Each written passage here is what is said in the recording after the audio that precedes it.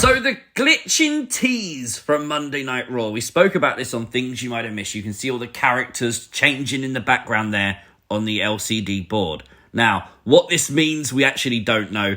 Is it even something we don't know? A lot of people speculating they can see the word Alexa in that top line there in this screenshot. One thing I really did like, though, is Detective Wrestling fans found out very quickly that Stephanie Vaquer, actually, when she arrived at Raw, arrived down the same corridor with the same LCD board in the background, and the text didn't glitch. Now, it is blurred, it is very hard to make out, but obviously you'd notice the characters disappearing and reappearing. It doesn't happen. So is this a glitch? Is it a tease? Honestly, I have no idea. I'm more inclined to say it is at this point because there seems to be more and more coming out from it. But if it's not, WWE should run with it because, let's be fair, it has captured imagination at a time when a lot of fans are missing Alexa Bliss and the Wyatt Sicks from television. This has been something where they've gone, oh, this could be interesting. The latest report on Alexa and the Wyatts states that Alexa Bliss is going to be returning alongside the Wyatts as the new leader of the Wyatt Sicks. How that's going to be implemented will be really interesting to find out. And for all the fools that sit there and say, oh, you know, you're talking about the Wyatts again, let them just be released at this point. No, I'm a fan of something. Get over yourself. And let's be honest, WWE now has a history of doing this. We saw Becky Lynch sign a new contract in January and only return at WrestleMania. So yes, I would like the Wyatts, and yes, I would like Alexa back on WWE TV, hopefully as soon as this Friday night. But if that's not the case, if it's another couple of weeks, I'm okay with that. I would just rather they get it right. Now, the newest group on Monday Night Raw, Braum Breaker, Paul Heyman, and Seth Rollins. One of the biggest things we've wondered is there going to be someone else joining this group? Well, there has been reports that that's not the current plan. But look at this. Karrion Kross seemingly is intrigued to join this group. Obviously replying to a fan on Twitter saying that he has his attention about Seth sharing the same vision of Karrion Kross. By no means does that mean that Karrion's definitely going to be joining, but what it does mean is that Karrion Kross is willing to think about the idea of, if people share his vision, of starting another group, of joining other people, of starting alliances. That could be very intriguing. PW Insider has reported that Rusev received a very warm reaction to his WWE return, noting that a lot of backstage talent have actually asked to work with Rusev in the future in WWE. It's also been reported that Rusev is in line for a major push. Well, his first match back in WWE will take place on Raw this Monday as he goes one-on-one with Otis. Everyone is speculating, everyone is intrigued. What is going to be the movie role that Liv Morgan has landed herself? There's been a lot of reports, a lot of speculation as well. No one actually knows what the movie is. A lot of people are saying it's some kind of thriller. There's also a lot of news in the comic book world that she could be about to play Gwen Stacy in the new Spider-Man movie. News that loads of outlets seem to be running with is that this is a seismic role that could see Liv's career in Hollywood absolutely blow up because it's a major role, and we're going to see what that is next week. The announcement for that movie will be made next week. There's also news from PW Insider that states that Drew McIntyre is in line for a major film role. Again, no context to that is given and no idea on a timescale for that either, but it's news out there anyway. So WrestleVotes reported this back in January and Dave Meltzer's picked up on it now. Smackdown will be moving back to 2 hours in June, with the latest update being that WWE plans to move forward with that 2-hour time frame for SmackDown. It does make you wonder, doesn't it? Because let's be fair, 3-hour SmackDowns definitely haven't worked the way we thought they might work.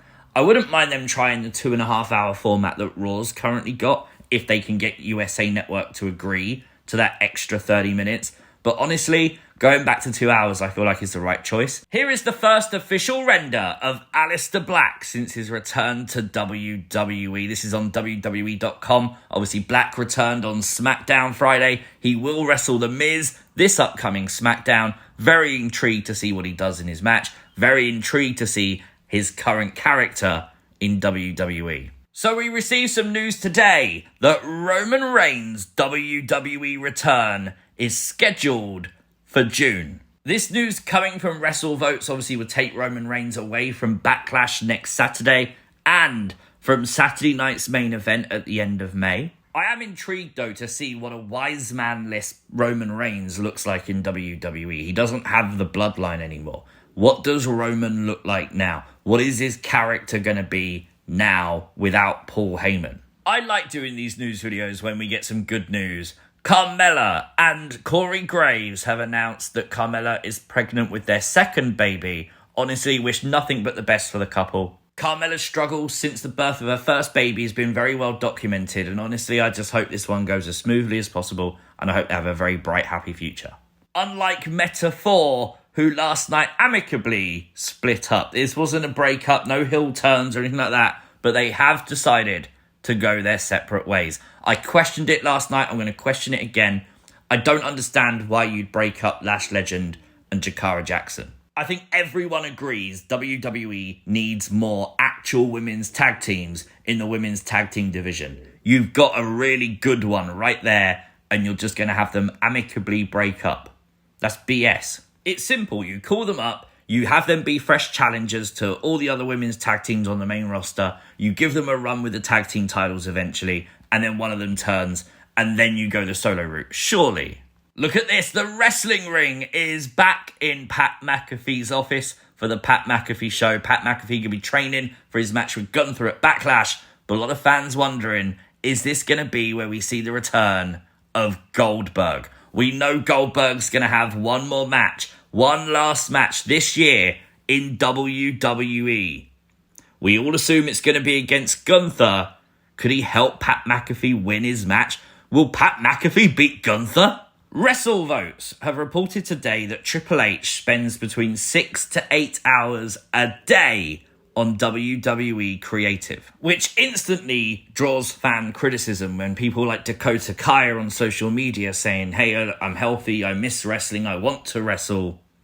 She's basically benched. Now, there are reports that apparently WWE is waiting for Dakota Kai to return, for Asuka and Kairi Sane to return also. But then you also see groups like the Wyatt Sicks stuck in some kind of limbo right now. And you do just question, okay, you're doing 6 to 8 hours a day, but how much are you willing to actually come off what you originally planned to do? How much are you willing to pivot and actually make storylines happen for people when other things go wrong? And I have to end the video with this. Never seen before. Work on the Firefly Funhouse. Notably, the Muscle Man dance. This is really cool. Shared by Nicholas Manfredini, who actually worked on the Funhouse alongside Bray. It's really cool. Have a look. It's a pigboy.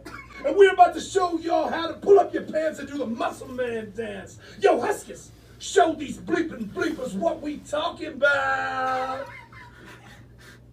I'm Huskus. It's a P.I.G.